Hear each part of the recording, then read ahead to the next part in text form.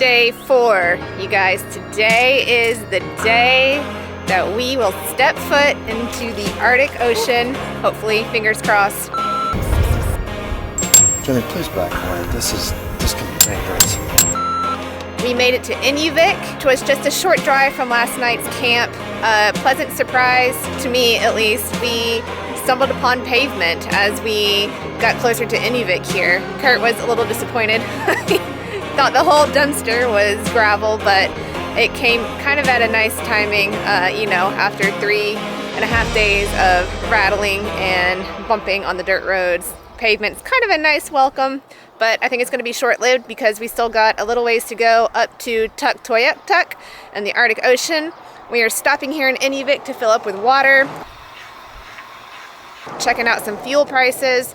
We're still on the first tank of fuel, but it would be nice just to kind of top off for a little bit of peace of mind. Looks like prices right now are $2.50 for a liter of diesel, which it is what it is. Supposedly it's a little cheaper up in Tuk, so we're gonna keep on rolling, I think, and then hopefully fill up there. I guess we'll find out when we get there. It's a relatively short ride from Inuvik to Tuktoyaktuk, clocking in at just 148 kilometers or 88 miles. We were feeling good after a decent night's rest, and all systems were a go. After 3 very long days, all of which brought about a different set of obstacles: road construction, potholes, extreme rough patches, wind, traffic jams, ferry crossings, and now here we were. So close, we could almost taste the Arctic Ocean. The scenery changed drastically from sweeping mountain views to a never-ending flat Arctic tundra. Pockets of small lakes and ponds remain after the spring snowmelt, creating a breeding ground for mosquitoes later in the season. As we crept closer, we were just miles away when we thought, what could possibly go wrong? I wonder if I could get it like a little screw or something and just put in there for now.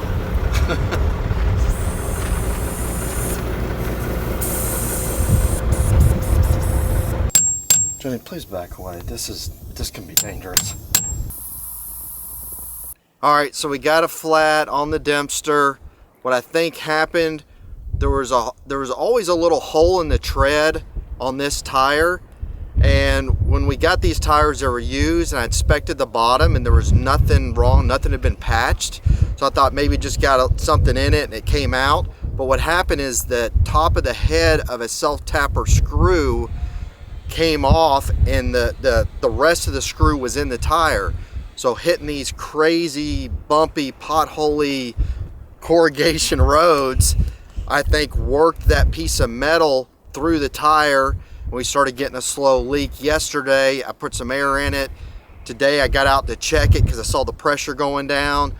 Sure enough, you could hear air coming out of it. I luckily found this nice little spot to pull over because there's not much between Inuvik and Tuk, the Arctic Ocean. So I was able to pull over, and getting that plug through 22 ply tire was a nightmare.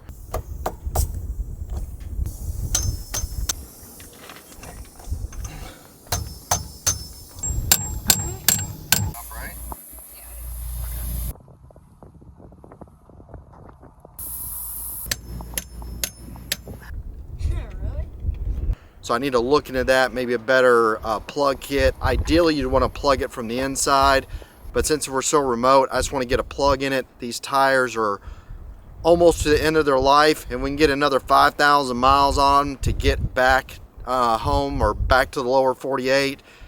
I've already know I got to order a new set of tires, but let's roll. You guys ready to get to the Arctic Ocean? Yeah! So after a rather valiant effort, we were able to plug the tire and be on our way again. Once again, we were reminded to expect the unexpected out here. It wasn't far, however, before we noticed a shift in the weather. Fog and clouds dominated as we neared closer to the end. Before we could say Tuktoyaktuk, we were there. We made it! We made it! Yeah! And just a short drive further, there she was, the Arctic Ocean in all her glory. This was it, the climax of our journey, the end of the road.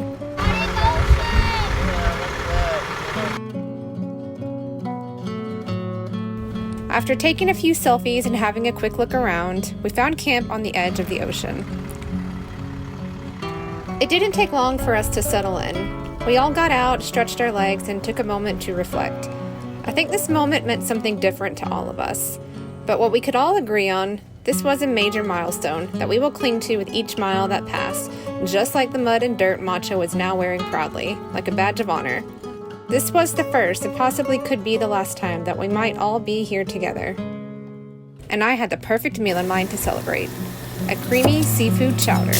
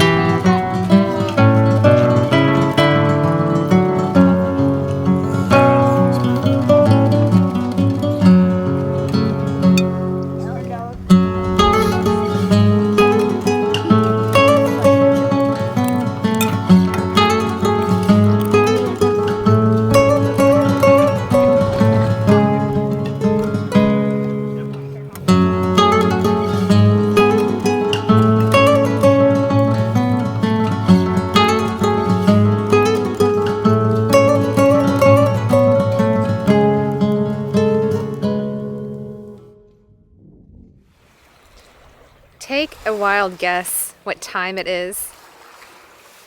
6? 5? It's 11:30 p.m. It is almost midnight and the sun is up in full force. I mean, I need sunglasses. It's that bright, bouncing off the Arctic Ocean, and we are nearing the longest day of the year. The summer solstice is June 21st, I believe, or the 22nd. This is the land of the midnight sun, and this is a perfect example of why that is. The sun does not set this time of year. It's pretty crazy. It's actually definitely playing a big role in our sleep cycles. It's hard to fall asleep. We've got some blackout curtains, but I've been inside for about, I don't know, maybe an hour with it blacked out. And as soon as I go outside to go to the bathroom, my body thinks it's the middle of the day again and it doesn't want to fall back asleep. So it's kind of tricky, but you know, it's just a way of life up here. So I'm gonna go try to fall back asleep now, but I wanted to share that with you guys because it's not that often that you get to see the sun at midnight, if ever. So now you can say you have. You're welcome. More clouds greeted us the next morning, albeit still daylight, of course. We weren't the only ones who had arrived at the end of the road the night prior either. Surprisingly, nearly all the campsites were now occupied when we awoke. When you have 24/7 daylight, I guess you really do have all day to get to your destination. So after a quick cup of coffee, some quick route planning, and a highly sophisticated cup of hot cocoa for the boys, we set out on foot to explore our surroundings just a little bit. Tuktoyaktuk itself is rather small, inhabited by just under 1,000 people of the Inuvik descent. The village relies heavily on hunting, fishing, and trapping for sustenance, with indigenous rights to hunt bears, beluga whales, and caribou. It also served as a base for oil and natural gas exploration in the 70s. Homes are nothing extravagant, and there are only a couple of stores and fuel stations, and no, it was not cheaper here like we were told. It was actually the most expensive fuel we saw. At $2.60 a liter, Canadian dollars, or roughly $7.41 a gallon in US dollars. These people have survived thousands of years virtually on their own. Tourism and visitors is a relatively new concept to this indigenous culture, and it comes with mixed feelings. It wasn't even that long ago until missionaries settled here in 1939. Since the inception of the all-weather road from Inuvik and its completion in 2017, there's been a steady increase in tourists, like us, just trying to make it as far north as possible in Canada in hopes of seeing the Arctic Ocean.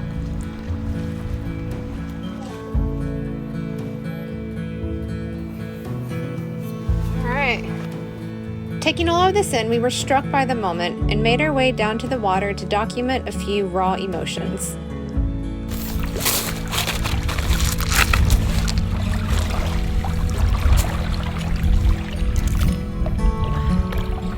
All right, y'all, welcome. We made it to the end of the road. This is the Arctic Ocean. It's been an emotional trip to get here. Just trying to think of the words to describe what I'm feeling. I think I've enjoyed more of the journey up here than the destination. The camping is so-so here. A lot of noise, commotion, people driving up and down the road. A lot more people than I thought are up here. So as far as getting to the end, it's cool to be at the end, to see the Arctic Ocean, but after being here for a day, it's time to move. So I made allusion earlier in the video, or maybe it was a video before this, depending on how we edit this, that I felt like this highway was really a metaphor for life. Because there are definitely some rough patches, there are some smooth sailing patches, there's some grand, awe-inspiring viewpoints that just make your jaw drop. There's points that you're grateful just to get to camp and be thankful that you've got shelter and the basic necessities, food and water. It'll test you, and you've got to be prepared to feel kind of all the things. We pretty much made it up here unscathed with a small tire puncture. In the grand scheme of things, it could have been much worse. The weather was good, the mosquitoes weren't out, we had the tools that we needed, and we got the job done. Yeah. And we worked well as a team to do that. That's something that I feel like we have worked a lot better at in our time on the road, is becoming a team. Our whole family unit is working together to overcome obstacles. I don't know if we really would appreciate that if we were still kind of normal, big living in a home, working a 9 to 5 with the kids at school, because out here we're self-reliant for the most part, and it's really kind of up to us to make sure that we provide everything we need and that we are prepared for success.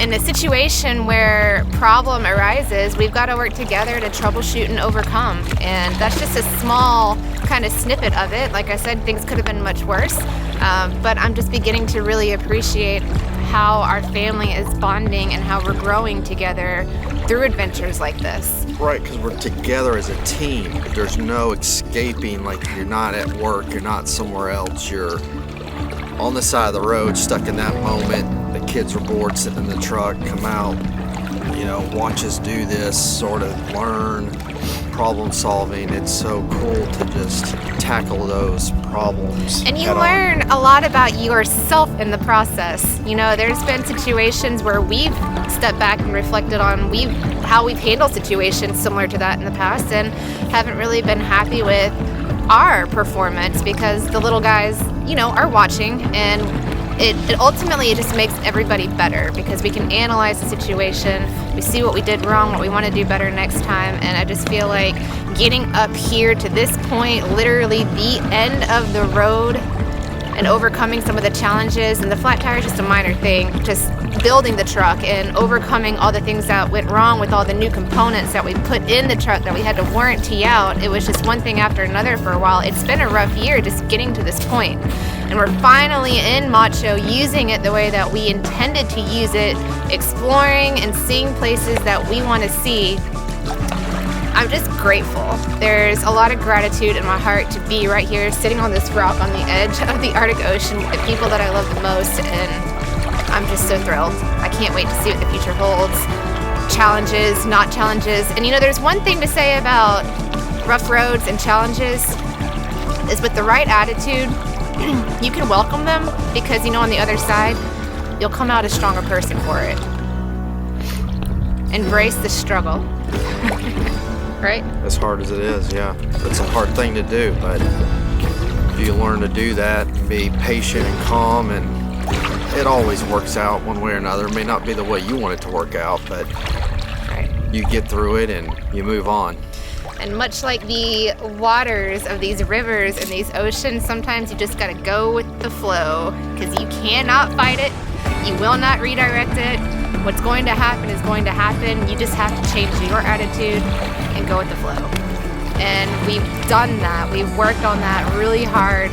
We haven't put out a lot of videos since we built Macho, because we were working on these things to really kind of go with the flow and just let things unfold the way that they needed to. So we're here now. We're making these videos for memories for our kids and for our family, but ultimately we want to share them with you too. We hope you enjoy. But the journey's not over yet. We still got to make it down this beast, this 552-mile beast, back to Dawson City. Hopefully that tire plug will hold up. If not, we'll deal with it as it comes. But I think we're gonna sign off on this video here. So thank you guys so much for watching and coming along on this epic adventure. If you haven't already, please like and subscribe. Share this with a friend. We appreciate your support. Leave us some feedback in the comments below. We will catch you guys on the next adventure. Flip the screen around, please, so I can see. All right, so we're not quite done yet. We got one more thing we gotta do. I'm not ready for it, but we gotta do it. Okay. Woo.